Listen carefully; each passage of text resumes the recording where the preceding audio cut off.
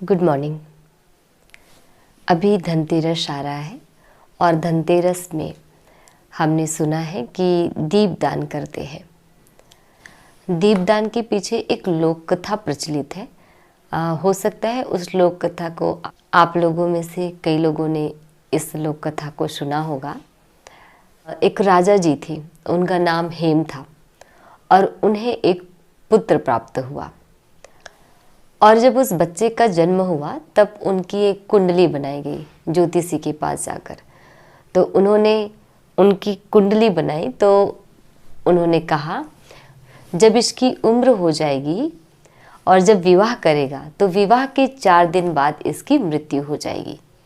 तो ये सुनकर राजा जी बहुत दुखी होते हैं और सोचते हैं उससे अच्छा तो मैं अपने बेटे को ऐसी जगह भेजूं जहाँ ना कोई भी स्त्री को वो देख पाए, जिससे उनको विवाह करने की इच्छा ही जागृत ना हो।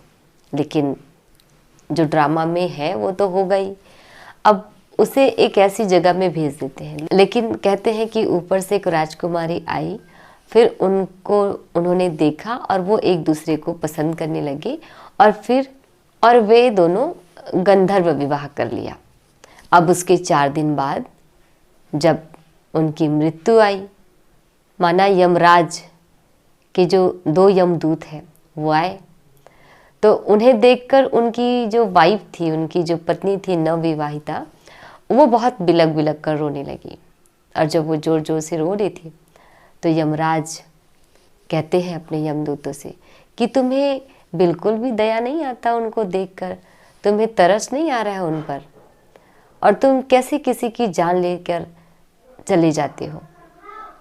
तो कहते हैं यमदूत, यम तो उनके राजा है, तो उनको उत्तर देते हैं कि हम अपने कर्तव्य का पालन करते हैं।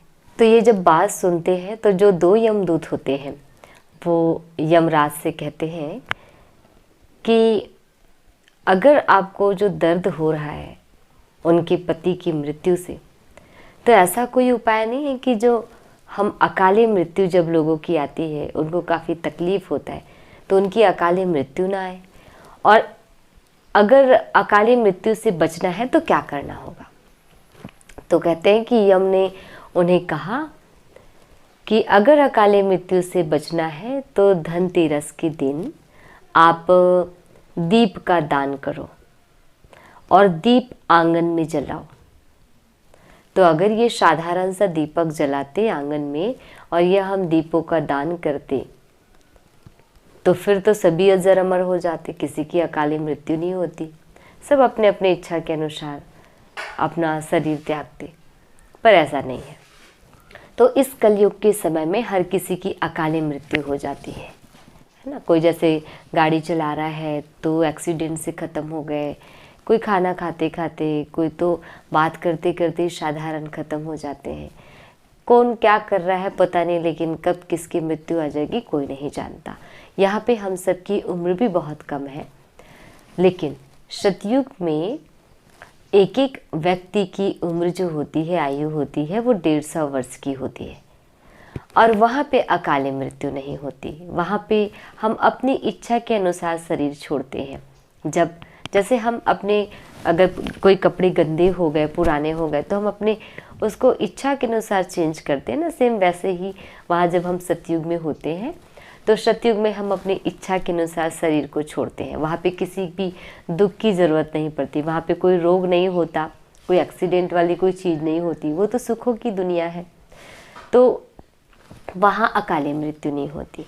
तो जो यम ने कहा कि आपने दीप दान करना है तो आपकी अकाली मृत्यु नहीं होगी, तो वो कहाँ दीपदान करने की बात कही इस कलयुग की दुनिया में। अब दीपदान मतलब साधारण नहीं, हम अपने ज्ञान और योग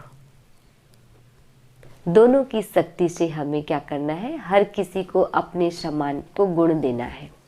तो जब हम परिवर्तन होंगे, हमारी आत्मा जली हुई होगी, हमारी आत्मा प्रज्वलित होगी, तब हम दूसरों को अपने जैसे बना सकेंगे। तो हमें अपने जैसे बनाना है ना। हर किसी को ज्ञान देना है, गुण देना है, शक्ति देना है, प्रेम देना है। तो हम दूसरों को देंगे यहाँ इसी दुनिया में, इसी कलयुग में। तभी हम उस सतयुग की दुनिया में जा सकते हैं जहाँ अकाली मृत्यु नहीं होती। इसका अर्थ यही है। तो ज्ञान और शक्तियों से हम स्वयं प्रकाशित होकर हम औरों को प्रकाशवान बना सकते हैं। तो ऐसा हमें दीपदान करना है, मतलब ज्ञान और शक्ति सबको देनी है। हैप्पी धनतेरस।